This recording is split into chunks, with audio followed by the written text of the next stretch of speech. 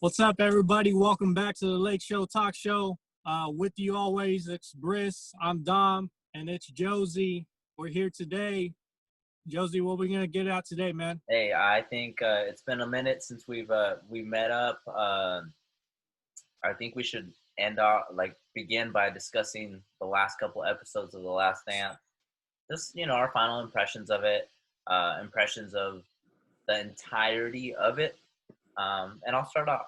You know, uh, I think this documentary helped to, at least in some people's eyes, at least for me and you, Dom, I think it helped show that, hey, Jerry Krause took a lot of heat. He made mistakes, but he was also really pivotal in the Bulls being as successful as they were. I think you and I both started off with like being really big Pippen supporters, and backing up Pippen in this docu series in the first couple episodes. And I think as it went on, um, Pippen's image for me, it was a little bit up and down. I will say, I think he's a little soft. He probably shouldn't have sat out that game that he did, and they interviewed him afterwards, and more recently, he said if he had to do it again, he would have sat on the bench instead of going out and playing and letting Kukoc take that shot. I think it's immature and it's soft. Um, but he's still a great player. Much respect for him. But yeah, that image changes a little bit. MJ, they took us with a roller coaster with MJ, big time. Big ups, big downs. But at the end of the day, I think this documentary or this docu series accomplished its purpose. MJ is the greatest of all time. If you guys don't know me or don't know my stance, I have been a huge supporter of LeBron being the GOAT for so many other reasons other than just the championships or the scoring titles or even other accomplishments that MJ has. Uh, but I think that's what this documentary for those non-believers. This documentary shines that light and kind of forces you to or encourages you to, if you're a fan of the sport, to explore more of MJ. I had before, but just in videos, highlight videos of him, but not to the depth that this documentary or this docu series encouraged me to do so. And I went away from it, looking for more and more, and just I had to be honest with myself. MJ's the GOAT. Um, I don't think it's impossible for LeBron to pass him up at some point. I don't think it is impossible. I think it can be done. And even though he has lost 6 of them, you know, he's 3 of 6. I think he can still win a couple more and still achieve other feats. I don't think you have to go perfect to be the best ever. Um, you know, if we're calling Tom Brady the GOAT, Eli's taken him twice down. You know, uh, so Yeah. I don't think you have to go perfect to be GOAT. MJ is the GOAT of the NBA. He's still number one. He has been. That's what this docu series shows. Um, but because of, like I said, I admit he's the GOAT. But in other aspects, culturally, he made a huge influence. But in other ways, he didn't. He was stagnant. So I think LBJ still holds more ground in other areas other than just basketball. Yeah, that's So, my. so What do I'm you glad you came to the dark side. What do you think, Bruce? All of a sudden, I like to say that this is due to my arguments, and just like everybody else out there in the world, Josie has come to the dark side and has believed that the true goat is the real goat. Okay. But anyways, back to this entire series. For me, I think it was just a well put together, great series that said this is a guy that everybody thought for a while was the goat, right? and we had these misconceptions, I guess you could say, or different viewpoints of other people that along the line that have been said for this sport that should be the next GOAT or the GOAT. And I think even though it's been released 20 years after that last season, just knowing what was put into that effort and like the ups and downs and like how unnaturally this man is just able to succeed at most of the things he did. Now he has a shoe brand outside of life who people now literally still buy shoes to this day. I'm probably even going to try and buy some this weekend. Um, and he's still the gold standard, as you could say, right? Because we know Bill Russell is one of the greatest of all time, right? Just because of how many rings he has. But there's just something when you win those rings in a certain style with so much dominance, and that series brought it onto it where he didn't just win; he made a statement in the world and brought so many people together for one sport at once, and just made it in spectacular fashion that made it look like so much pressure around everybody at the same time. So many other people would have cracked and probably would have stopped maybe year two. And this guy just kept doing it and doing it and doing it. And then at the end, he was satisfied and said, "That's the last time." Because honestly, we all know about the last episode where they said where they could have figured out a seventh year, right? The details we can get into a little bit later. But even if they did do it a seventh year, kind of hard to say that, right? Because a lot of guys, especially you're saying, "Oh, I'm doing it for one last time." You can't do a 2.0 of that exact thing, if that makes sense. You, when you give it your all, at the end of the day, you're gonna be happy with leaving the shoes in the locker room, tapping the banner one last time, and then going home to your family and just relaxing for the rest of your life. That's my last thoughts on this entire documentary. What about you, Dom? No, you know what? For me, it was the big thing, the big takeaway from the series was Jerry Reinsdorf. Um, I know from the beginning of the whole series, me and Josie were like kind of the defense of Krause, of all the negative criticism he was getting, and for us we saw it the whole entire time, and I liked how in the end of the series they kind of showed more if it was really him, like at the end I think he said in the docu-series with Phil, it said, okay, well, since you won, now let's talk about let's talk about maybe bringing you back again. I think he made like a little smirky comment like that, like since you won, let's do it again or something like that. And some words like that. That's what clicked in my head. But it was a big eye opener. I like how whoever shot the series, really threw that in at the end. So you really knew it was him. I wish there was a little bit more praise for Krause. I understand, he still had his issues with the team later on.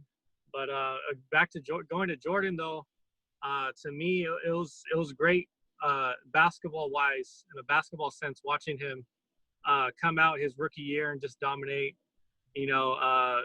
elevate his name to the shoe deal, being one of the first players on the market to actually have their own signature shoe, really, and to just dominate in the 90s.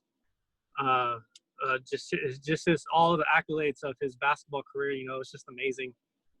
Just his determination and his will that he had. Like, he was just always locked in. Like, literally after one season was done, he lost, he'd come back the next day, hit the gym. He just strived to be the best there was, and I think it clearly showed. That's who he is, and everyone's going to know who he is. I mean, for the younger generation, they probably won't know too much about him. They'll see LeBron, which I think LeBron still in this era. And I'm a big Kobe fan. I was, especially when LeBron first came out. But I mean, LeBron in this era, he's the best there is right now. But to Jordan, on his personal life, though, I still have. It kind of shined a different light on me with the gambling. with his attitude. I think recently they showed an interview. I didn't see it, but I read about it. I guess he had the conversation with Thorne, and it was an interview specifically saying, "I'm not playing if Isaiah Thomas is playing for the Dream Team." So I thought that was really messed up. So I mean, I can understand they still have their beef there, but I did like the last 2 episodes though. They showed Steve Kerr. They showed a lot of his personal life, which I had no idea any of that went down with him. So I thought that was pretty cool. I would have liked to see like a little bit more bond, maybe between him and Jordan, being both of their fathers. Were taken out the way they were, lived just short lives, could have lived longer. But overall, I thought whoever did the docuseries did a great job. I think they showed it all real great. They the timeline from going back and forth, connecting it all together. It was brilliant, I think. And to me, Jordan just seemed, and then what's his name, Rodman. That was a big story. I love that guy. But it got me more into wanting to watch all these other 30 for 30 films on these other historic players. So to me, overall, I thought it was a great series. One of the best there is, Yeah, definitely. You know what I liked about it? I like that they waited as long as they waited. Yeah. They say patience is a virtue, and we're so used to like instant gratification nowadays with everything. Even with something like this, something happens recently, and you want to see the thing already. And with this, everyone had to wait so long, but they didn't wait too long. Where like most of these people weren't alive still. I couldn't say anything. Right.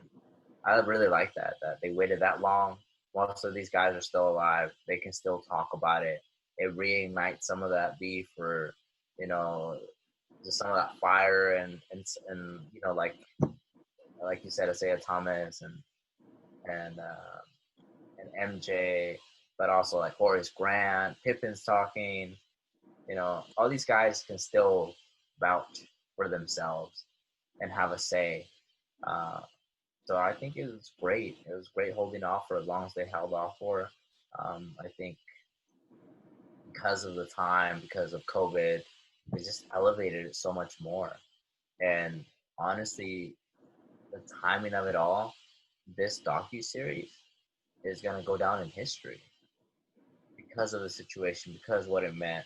And it did captivate people. We started our YouTube channel, and this was a thing that we started with. But they had like specials like right after the episodes aired, and it's like it feels like a live. It's a substitute for live sports.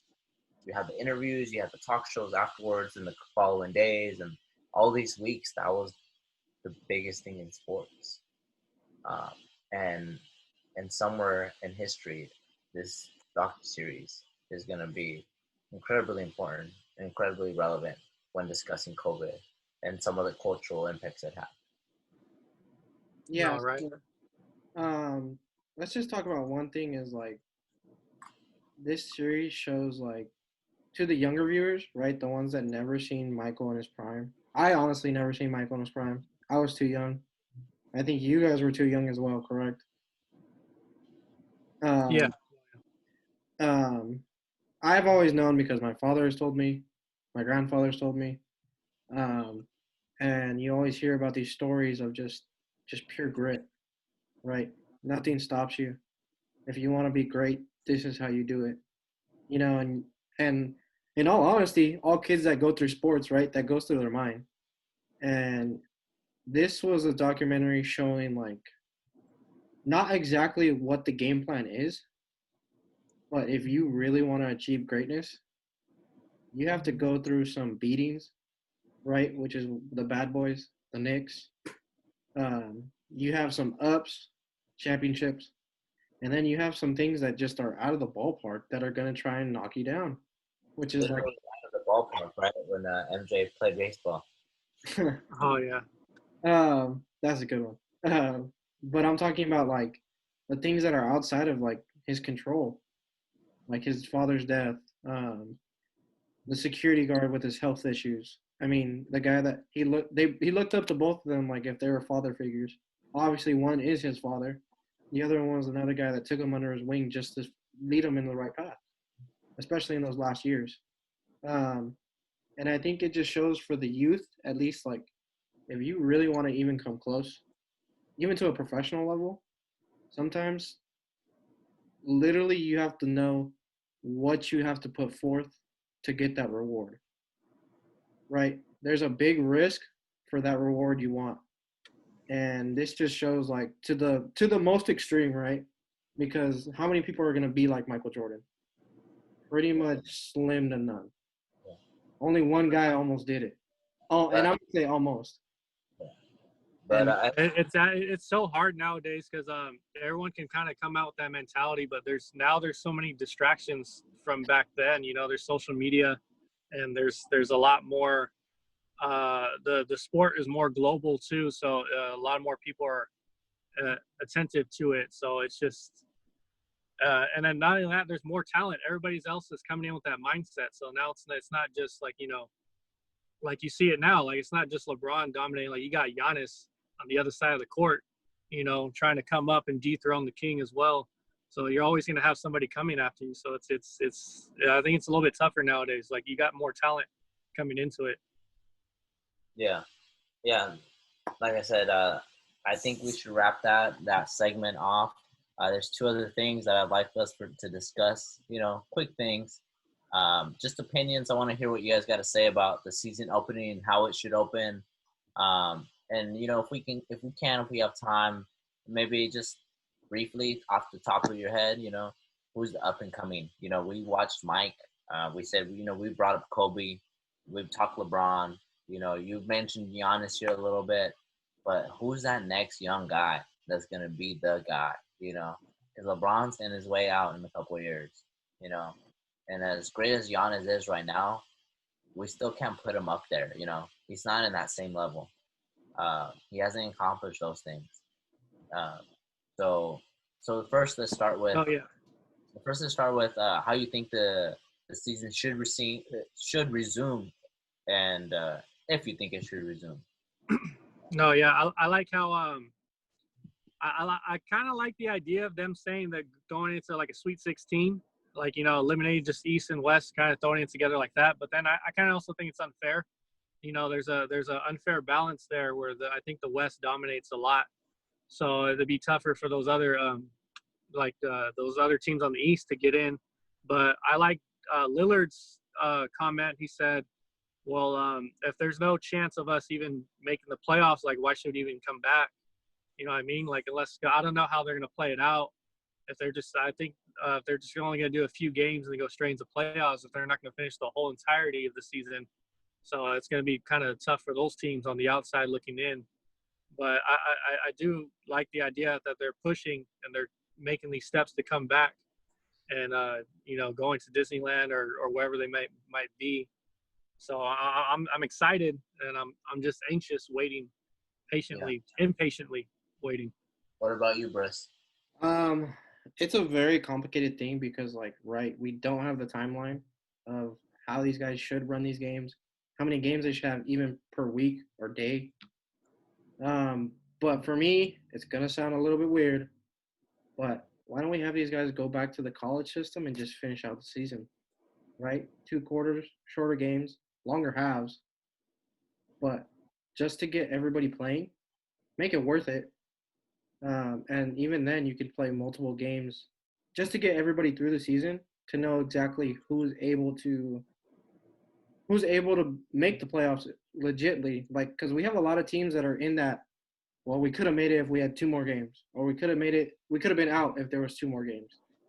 And it's kind of unfair to those guys. But another thing is that when we look at this entire format, just because of all that's going on, um, I think we have to say that this season, no matter what happens, is still going to have an asterisk at the end of the day, because teams were in rhythm, teams weren't in rhythm, and we have no idea how they're going to come back. Yeah. I'm excited for it to come back. Yeah. Personally. But until we get further idea of how people are going to make sure like it's a legit ticket in to the playoffs. Because even the 1 through 16, you're still going to get teams that right? You're going to get more teams out of the West than the East. And it's never been done like that, and it wasn't even agreed on that before the season started.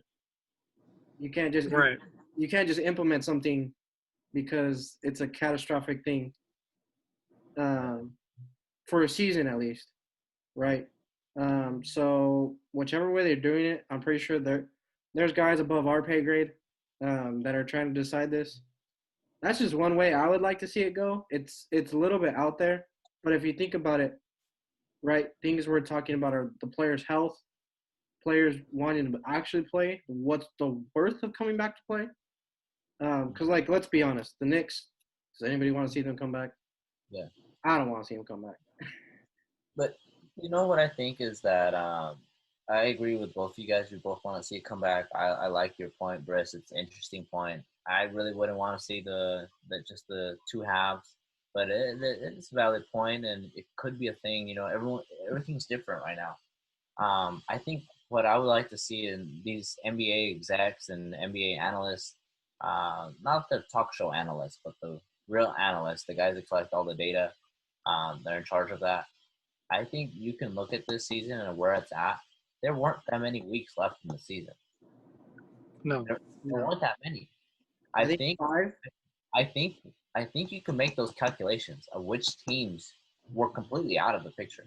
You know, I think you could still play a couple of more, maybe 10 more regular season games. I don't even know if they had that many left. You know, they probably had that many left in a couple weeks, maybe less. But determine how many more regular season games you want to play, right? Allow the fans to see, even though it's through TV, allow them to see their teams play one more time this season, a couple more times. But then after that, you should have a good idea of which teams are definitely in the playoffs, which teams are definitely not, and which teams are kind of in the mix. And then from there, I think you can you could do like a wild card for those final playoff spots, with all those teams that are sort of in the mix. I heard that the NHL is considering doing something like that, and I heard Right. Mark Cuban himself kind of had an idea of how to do that, like just kind of get more teams in, and then weed them out through a couple games, and then start the playoffs. No, yeah, I actually had thought about that years ago, like throwing in a wild card, like just maybe a best of 3 game series, for some of those, 9, 10 seeds or whatever, just to kind of give it a little bit more playing time. I think it's the perfect year for an opportunity to experiment, though. Like they want to try the 1 through 16 seeding, see how it works. I think this would be the perfect time to try it out, see how it works, because I don't think anybody would hate on it. Yeah, you're right. And now, one last thing, short thing. Just give me a short little description of why you're picking this player. But of the young players that are out right now, who do you got? Who's next? Who's the next in this next generation that's coming up after LeBron? Who's going to be that next GOAT for the upcoming generation? Is it Zion? Is it Luka? Is it Tatum? I think in the past couple of years we were looking at Mitchell, but I don't think it's Mitchell. I'll let you guys start and then I'll give you mine. Go ahead, Briss. I'm gonna go with the man that came from the Real Madrid basketball team. Got the number 3 pick, correct? Luka Doncic. That dude is just. I think what it's gonna come down to is now that we're used to seeing U.S.-born stars, right? We're used to these guys that 3-sport athletes, and just physical specimen, and can have the highest vert, fastest speeds. And I think just now that we have one guy that's an international star, that he has the physical attributes, right? But it's not like in your traditional American sport. It's more like first his technique was first. Now once we go through his career, and I hope we see it keep progressing, and let's just say he gets stronger better, faster as the years go on, I think that skill is going to be so developed in him that it's just going to override anything anything that anybody has to put up against him, because now he's going to be able to take a hit and excel after the hit and still make a bucket. Okay. Right? Well, Go ahead. No, just in short, so you got Luca, right? Yeah. Okay. And Dom? For me, it's kind of hard. I think what you want is someone who's young, right? Like one of these fresh talent guys, right? Yeah, one of the fresh talent guys. They're got to be young because right now the floor still belongs to LBJ. There's some guys Right. there more like it's not gonna be KD. KD is gonna be on his way out a couple of years. Steph too. We forget Steph's older. James Harden is older. It's not them. No, Giannis, yeah, Giannis is kind of on the cusp yeah, of with his age, but yeah. he's I kind think Giannis is only like 24 or something, right? Something like that. of He's still 5. But so he's on the cusp. He's on the cusp in terms of the age. But I think with LeBron and KD coming back next season, and Steph and coming back again as strong, is that yes, we'll consider Giannis one of the best players in the next coming years, for sure. But we'll consider him just as one of the best. We're not gonna consider him the best, like unanimously the best. right. Like not in a decade. Like this, he hasn't owned a decade yet. He hasn't owned like so many years. So it's not him. So I'm saying like these younger guys, like we have Trey, we have Luca, we have Zion, Ja. Tatum. Who do you got? Who else you said? Ja. Morant. No, yeah, I Oh, yeah, don't yeah. know. It's kind of hard for me. I mean, for one, I know this guy's a little older. I really would like to see Damian Lillard get put in a different system. I think he has the great talent to be something a lot greater than what people see in him. But for one of the younger guys, I still think someone's going to come out maybe and just take over. I really like what John Morant's doing this year. I really like his killer mentality that he has. He attacks the rim. He's not afraid. He's ruthless. I really like the kind of game he brings. So I can't really nobody else really clicks too much in my head. I like Trey Young. I like his score mentality. I'm not too sure on him though. Zion, obviously, I don't think Zion's the type of guy to carry a team. You know what I mean? I think he's not that type of player that plays that certain position to just take over and lead the team in a certain way. I think he's more of like he has to be paired up with somebody else who's going to really score the ball. Yeah. But for me, I guess right now I'm kind of looking at Ja. I like John Morant's look, even though he's just a rookie. Yeah. I gotta go. I gotta go with Briss and say Luca. The guy's just special. Reminds me of LeBron, of Magic. Man, he's got a little Steph in him. He's got a little bit of everything. And he's got the size. He's got the build. He's definitely got to win some chips. He's not gonna get there without him. And he has contemporaries already that are about it. He said so much more competitive now to be the best, to be considered the greatest, because all these guys are about it right now. Like you said, like Tatum, Tatum's in a great franchise with a great coach. I don't see Brad Stevens leaving. He's an amazing coach, in my opinion. So Tatum's always he's there. He's on his way up. We have Trey from rookie to this year, just his averages, he's going insane. But Trey reminds me of like a Steph, and he's going to be an amazing player. But I just can't see him as one of the greatest of all time. He's one of the greatest shooters of all time. He's the greatest shooter of all time. There's a debate for that. Tatum, I see kind of like a KD, just that score, yeah. Or and there's other guys. Yeah, there's Zion. And Zion's great, but I don't know his longevity in the NBA. Just with how big he is and his build, and he seems like a great. I think he'll do great things, You But kind of see like more of like a Blake Griffin when you think of Zion. You yeah, know. Yeah. I think Blake Griffin. I think Draymond, but like Draymond on steroids and like better vision. Mm. Yeah, you're Yeah. going too far out of left field right there. Oh, Draymond's a great player. You know, it makes I feel like there's times Draymond's carried the Warriors at times, at different times. He has. Yeah. Draymond's amazing. He's a Dude, rebound. are you the guy that's like on Draymond's trains these last couple of weeks saying that he's part of the big three of the Warriors? Yeah, of course he is. No, yeah, no, Pivotal. I think after looking at the docuseries, you look at a guy like Rodman. They show Rodman, and it can kind of translate a little bit to Draymond's game. So like, Draymond's a little bit more of a facilitator than Hey, Rodman was. I mean, look, people say this. People say this about those 2016 finals. If Draymond doesn't go out, doesn't get that 1 game suspension, the Warriors win. That shows you the importance of Draymond.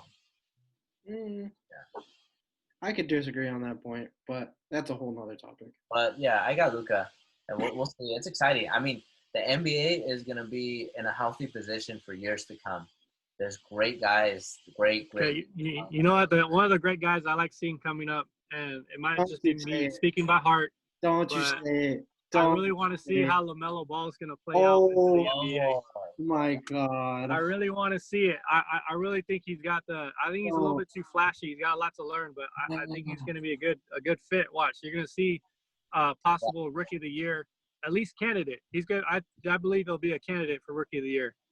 But no, I like your guys' take on Luka though, because Luka's already he's been in MVP talks already, and he's still young. Like barely coming out. He's been in MVP talks, so yeah. he's gonna this is gonna be his league to take over.